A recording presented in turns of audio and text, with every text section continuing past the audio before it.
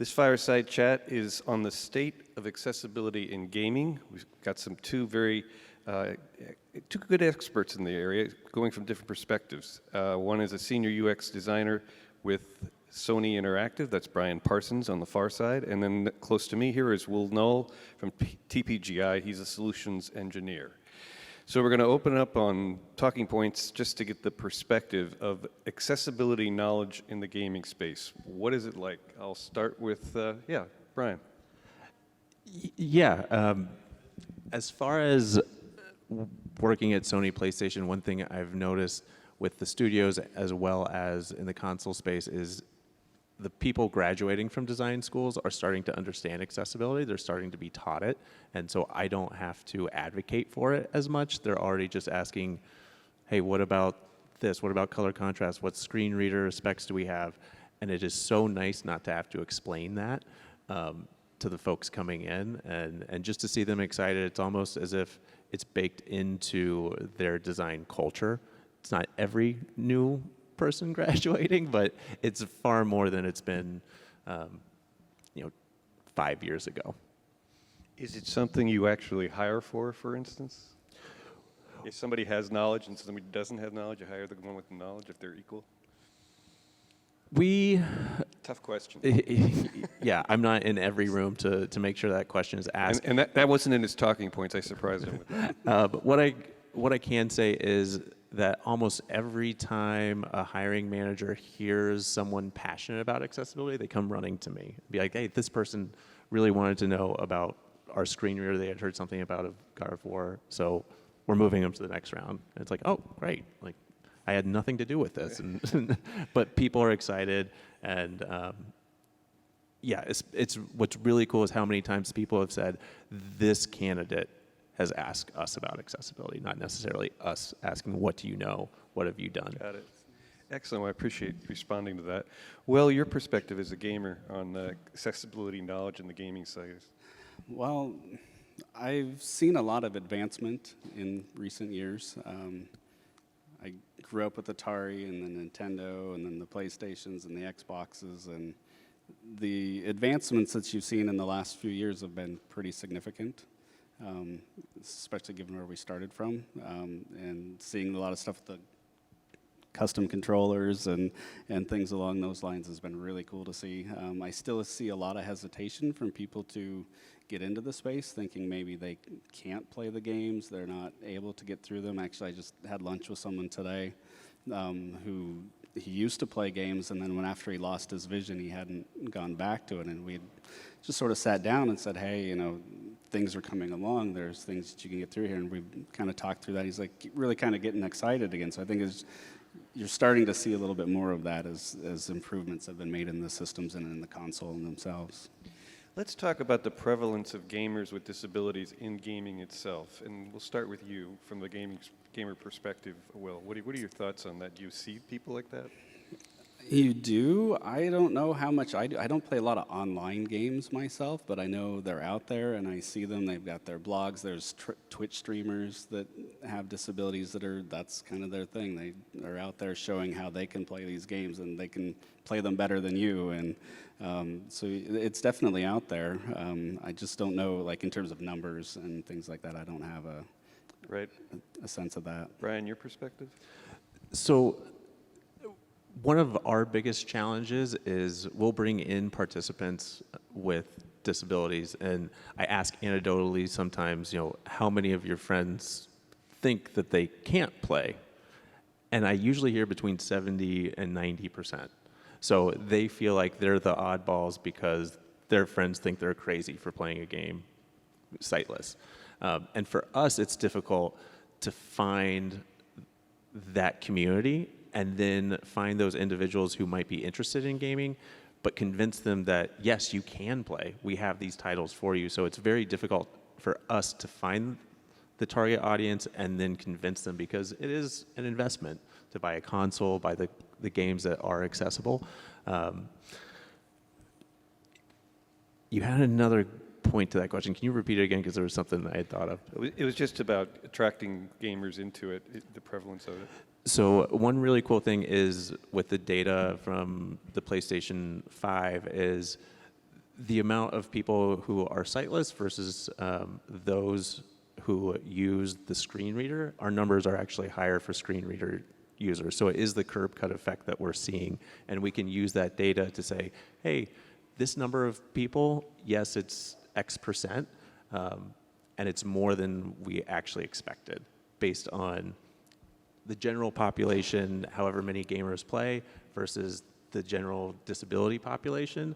I think there are more people who want to play in the disability community than the general population, which is a great sign for us because it shows our investment. Now, does Sony have an active outreach to these people in terms of marketing to show the product features? Yes, with the Access controller, we did. We actually won the Game Accessibility Conference Awards for Best Marketing.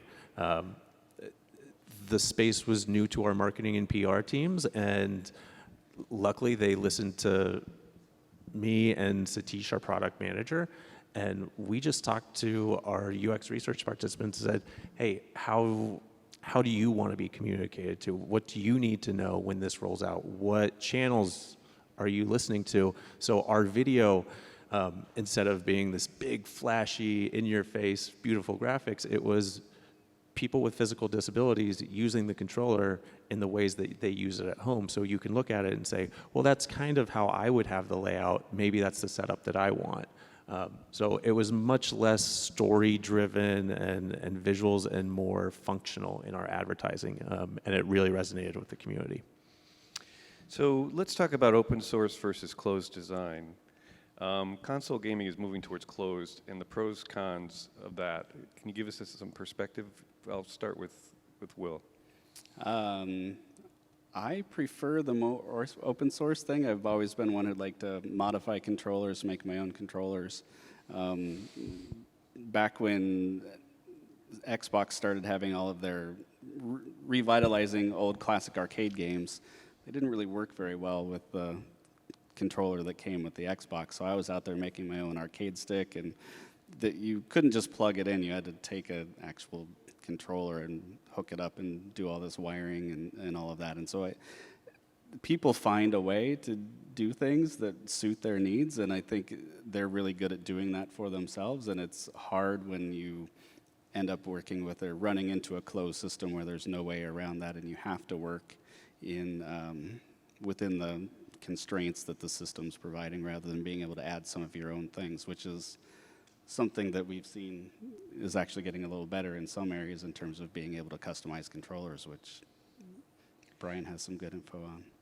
Do you see some of the features that the manufacturers are putting in for accessibility and remark on them? I mean, that they're there, or you see an increase in them? What do you mean by features that they're putting in? Well, I mean, you see the accessibility features appearing. Yeah, I've definitely seen it with these newer generations of the controllers that are coming out where they're expandable, they're customizable, but it's still, for me, I kind of like to tinker. That's Right. probably my personal view there, and I know a lot of other people are that way. And there are some pluses and minuses of that. There's a lot of issues that can come in with, how they interact with the system. Are you gaining advantages? If it's just me who doesn't really need an accessible controller, but I'm the one using it to gain advantages here and there. But that's why I don't do a lot of online gaming. I don't like to move that into that space because I don't think that's right. It should be for people that actually need to have that. Got it. Brian, open source versus closed source? Yeah, PlayStation is definitely a closed system. We like to control the experience. We like to kind of dictate what you can and can't do, and some of that's for safety reasons as well. When it comes to the open source, there's really good things happening, and we learned a lot during our research for the Access controller. There's all these makers trying to create custom hacks to make sure that their friend or their son can play or their daughter can play a PlayStation. They're opening up the DualShock and wiring it, and you're like, oh, that's not what we really wanted. But it's also great for us to see it and be like, we missed something. And so the Access controller was part of that, is saying, hey, there's obviously this need. Let's make sure that we're including it in the experience. So the the closed system, the only way it can work is when you're really inclusive and you are studying all different types of people and making sure that they are taken account for in your research, in your design, and in your engineering. Then the maker space and kind of this open source, I don't want to say it's not needed, but if you've thought about it, what's the drive to go print your own custom buttons? We've thought about it for you. We know most of the use cases that will help somebody. And by doing that, we're going to have this great experience that all works together and just plug and play, whereas the open source, you kind of have to hack it all together. So it's more effort on the users, but it's also much more customized and level of effort across everyone trying to do their own thing. It's better for us and for everyone if we can get it right. We just have to really take into account everyone. For the benefit of everyone here, could you just go through real quick the Sony interactive product line for the games, consoles? Yeah, so as far as this audience for CSUN, the biggest names that we have that are doing great for accessibility are The Last of Us and Last of Us 2 series, so you can play through those completely sightless. We also have Spider-Man 2, which just released, and it has over 80 accessibility features built into it. God of War Ragnarok from Santa Monica Studios, that won Game Accessibility Conference of the Year for Accessible Game of the Year. You should be able to play sightless. All of them have really great high contrast modes. And yeah, those are kind of our big four for the accessibility lineup at PS Studios. And is the access controller the only one with the built-in disability consideration features? So the games have their own accessibility features built into them that they work. The controller itself, the access controller, should work with everything.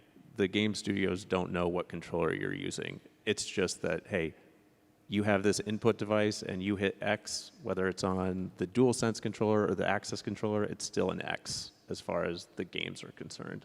So the idea is the access controller is just one way to allow everyone to provide input into their games.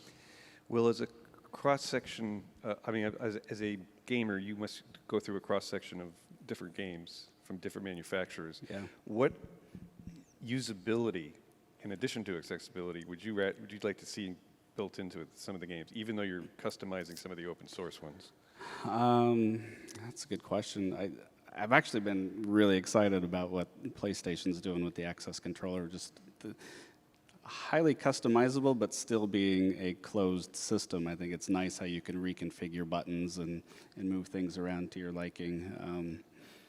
I was more of like the old arcade with the particular button layouts and that. You don't quite get that with a radial design, but you could move over off to the side. And so I think being able to adapt for games that are kind of like that, arcade versus a more modern game where you're fully moving around 360 up, down, here and around, they're totally different in terms of how the control structure works, as opposed to a classic arcade game where maybe you just have left, right, up, down, and then some buttons. But I think there's a lot of potential in some of these customizations, the way things are laid out, where you could actually kind of set it up so it feels like you're playing that, but you still have this single controller. Do you see accessibility features that are designed in that end up classic technology development ends up being something that's great for anybody, not just people who have disabilities? Yeah, I talked about that a lot this morning. I'm a left-handed person, which is really not that exciting, but I used to play Atari with the controller upside down because I needed to have my left hand on the joystick because you had the button over here. So for me, up is down and down is up and right is left and left. So I swapped the controls on the controller so that everything's inverted. So that when I'm pushing, I can't visualize which way it is now, but it's backwards for me or would be backwards for somewhere else. So a lot of that helps me for what I do there. I make a lot of use of captioning.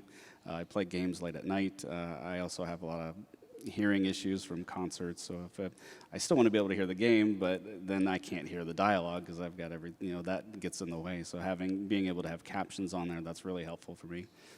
Same thing at night, if I can just turn everything down and just have the words on the screen, is really helpful. Brian, have you seen accessibility features that were initially intended for the community of people with disabilities then grow into the main user base as usability? Yeah, the access controller has a great curb cut effect. I have a 6-year-old, a 4-year-old, and a 2-year-old at home, and they can't hold the DualSense controller because it's too heavy and their hands are too small, but they can use the access controller. The other thing we found out from this week, having it demonstrated, is with the external ports where you can put switches into it, we set it up for a Gran Turismo 7, a racing game, where you could have a switch on the floor as your brake pedal, and then on the counter we had the joystick and the accelerator. So it was much more like having a steering wheel effect as opposed to having to go out and just buy a whole other steering wheel component for your hardware, which is a big deal. So someone can just get the access controller and a switch and get that much more realistic driving experience because we designed it for flexibility. I see. Let's talk about some of the regulations that are appearing, like the EN 301-549 and accessibility laws. Are they affecting your design at Sony? I have been told that I need to say this and my PR team is correct. I am a designer. I am not from legal. I'm not speaking on behalf of Sony. This is just Brian talking. So currently those standards are not in effect, but for anyone who's in design, the EN 301-549 standards are really great as kind of having this benchmark and understanding what you need to do.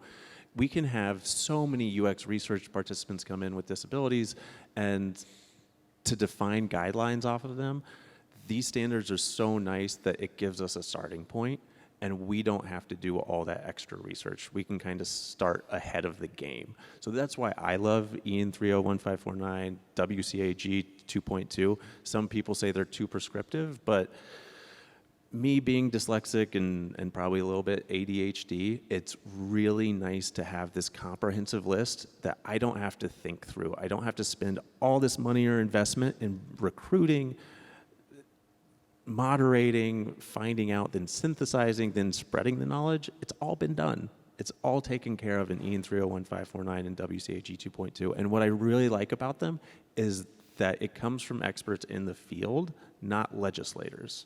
So it's people in our area who are working with people with disabilities, and they know what they actually need, not just some, hey, I heard we should do this. It's actually based on the experience of users with disabilities, and that's great. And when are these, like the EN 301-549, going to be implemented? That's not your bit, yeah. So June 2025 is when the European Accessibility Act will take into place, and it's a gray area of whether you have to take EN 301-549 into account or not. But what is nice is that those standards are at least public right now, and you can choose if you want to take them into account. You can choose if you're head of design to say, hey, let's just use these as the benchmark, and we're going to apply these in everything. Are there American with Disabilities Act implications for you in design? For some of our applications, yes, and as a designer in general, if I'm going to be touching anything mobile or web, definitely with the WCAG 2.2 is always in the back of our minds. Well, as a gamer yourself, liking open source, what are your thoughts about regulations coming in to provide these features? Well, like Brian said, I think it's really good that they're developed by people in the community and not legislated. It's almost like open sourced regulation, I guess, in a way. It's coming from people who have a vested interest in there. I work with a lot of people that are working on those standards, at least from a WCAG standpoint, and they're all very passionate about that stuff. And I know they're not doing it just willy-nilly for whatever reason. They have an actual goal and a reason behind these things, and I think it's really great. And it's good to have. I mean, I've never one that really liked regulation, but sometimes it's you need to have it, and you're not going to get anywhere at least unless you have some sort of a guideline to start moving things in the right direction. So I think it's really been nice to see some of that being applied everywhere. Excellent. You've been at the show a few days now, right? I'll wait for you. Okay. All right. You've been at the show a few days. Yeah. Have you talked about this with a gaming perspective with others who are gamers here? I didn't run into too many people from a gaming standpoint until after this morning. It's stuff that's come up just from friends and family and just playing them myself, so I haven't gone out and spoken to too many people. What about your perspective? You have a booth here, right, Brian?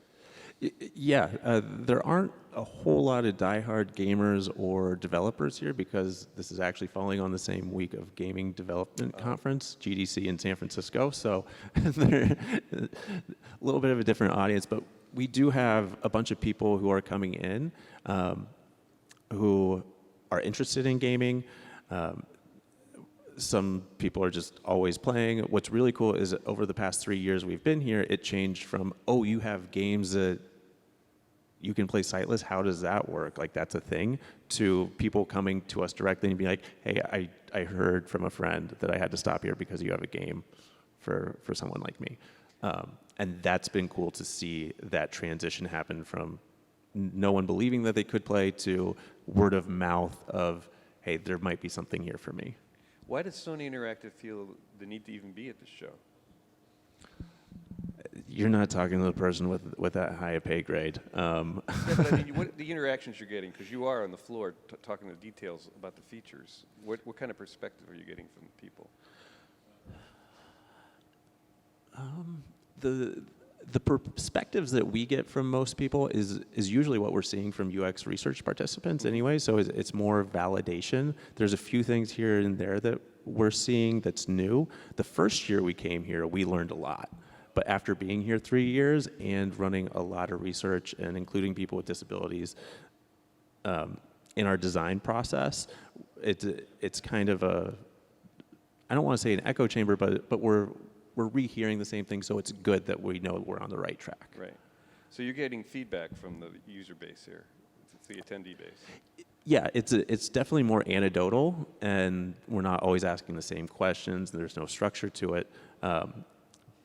But we are hearing, we're growing every year that we're coming here, and so the first time that we were here, we were more wanting to hear people's perspectives on gaming and what issues they're running into, and now we're more interested in what community groups are you a part of, how do we reach out to you, and that's over the 3 years we've been here that's kind of transitioned. And is that forming the basis for some of the design features like the access controller?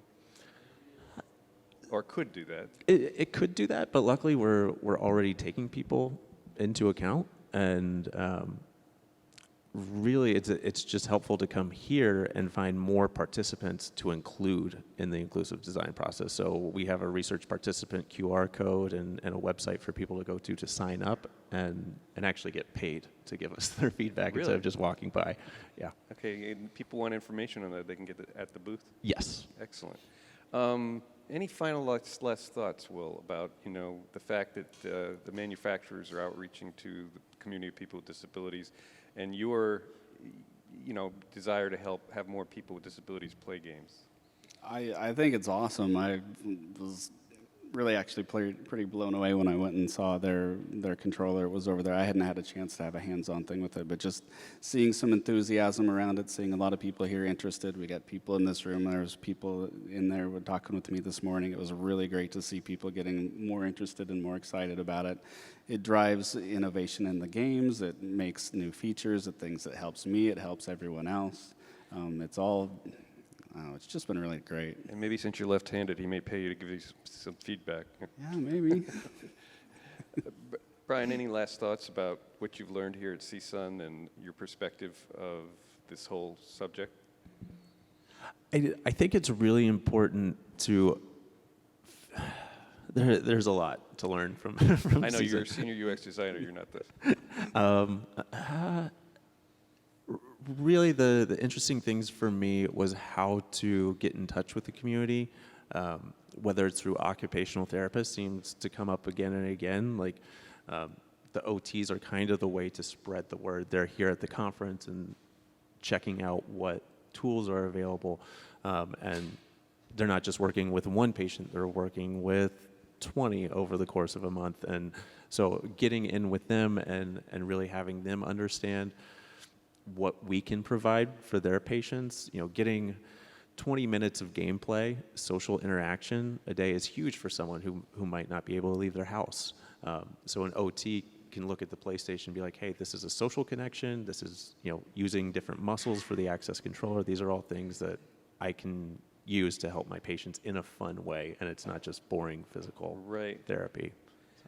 So do you always think you're going to be closed design, not open source? Is it just the philosophy in your UX designer? You can't predict, but gut feel. Brian talking. So I really like the closed system approach. I think you can control so much if you have great designers and they're including people. We are doing that at Sony, so I like it. There's other companies that are doing that very well. And yeah, as long as you include others and you're intentional about it throughout the design and development process, I'm always for closed systems because the minds are working together when they're talking with each other and not just siloed across the country. Okay, we've been talking to Will Knoll and Brian Parsons.